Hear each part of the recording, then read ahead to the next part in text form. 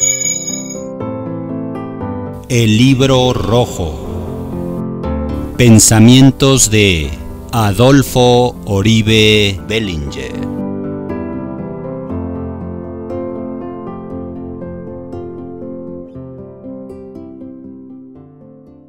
La economía de México y cómo se relaciona esta con los problemas que vemos actualmente.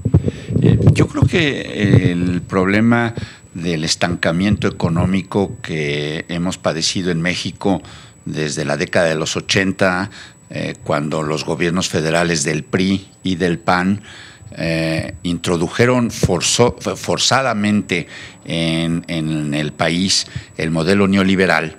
El modelo neoliberal quiere decir el quitarle recursos humanos y recursos financieros a la planta productiva y fundamentalmente enfocarse a los mercados financieros. Solamente se puede transformar con un proceso en donde le pongamos trabas a la especulación financiera. Por ejemplo, déjame ponerte ejemplos. No hay el más mínimo impuesto por transacciones financieras.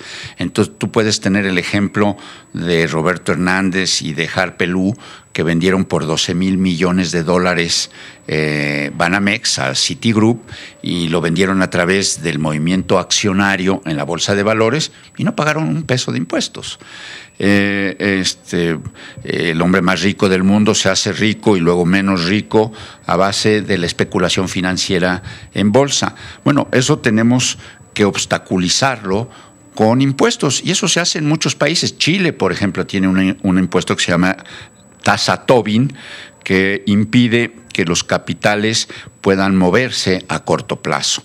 Si se quieren mover a corto plazo, tienen que pagar este impuesto y por lo tanto no tienen el chantaje de la movilidad del capital que tenemos nosotros. O sea, nosotros con un movimiento político se pueden ir miles de millones de dólares en un segundo, se pica un botón y se van. Entonces, eso hay que hacer. Hay que también, un gobierno federal, por ejemplo, presidido por Andrés Manuel López Obrador, podría estimular el que esos capitales se vayan a la planta productiva. Tenemos que reindustrializarnos, y reindustrializarnos no quiere decir con chimeneas, sino industria limpia, que no demande empleo en el este asiático. El problema, por ejemplo, ahora de las maquiladoras es que quienes los abastecen de insumos están en el este asiático y entonces nosotros con nuestros recursos estamos generando empleo en el este asiático en vez de generarlo aquí.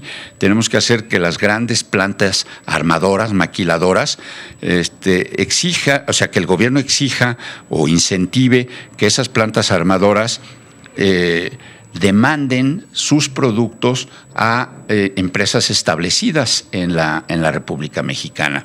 Necesitamos que el gobierno federal también genere lo que se llama en la academia sistemas nacionales y locales de innovación. Por ejemplo, Corea del Sur dedica casi el 3% de su Producto Interno Bruto a la investigación científica y la transferencia tecnológica. Nosotros en México no le dedicamos ni siquiera el 0.4%.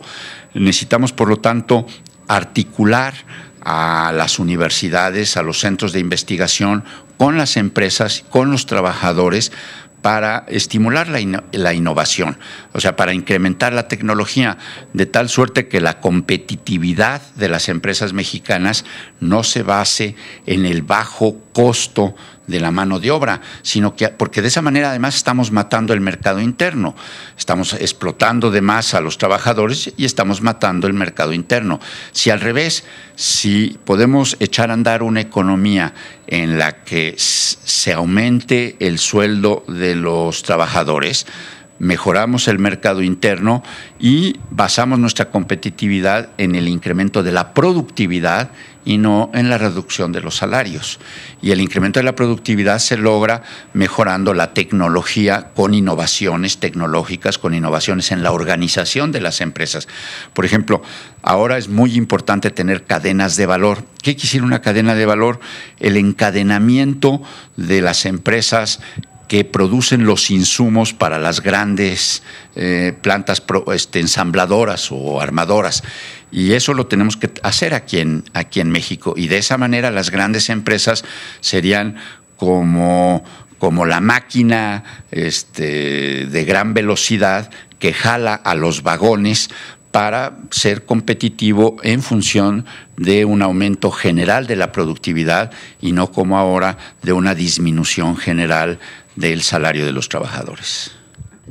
Muchas gracias por esta entrevista y ya saben lo que les deseo, mucho éxito en el trabajo que están haciendo, que es muy importante. Muchas gracias, diputado.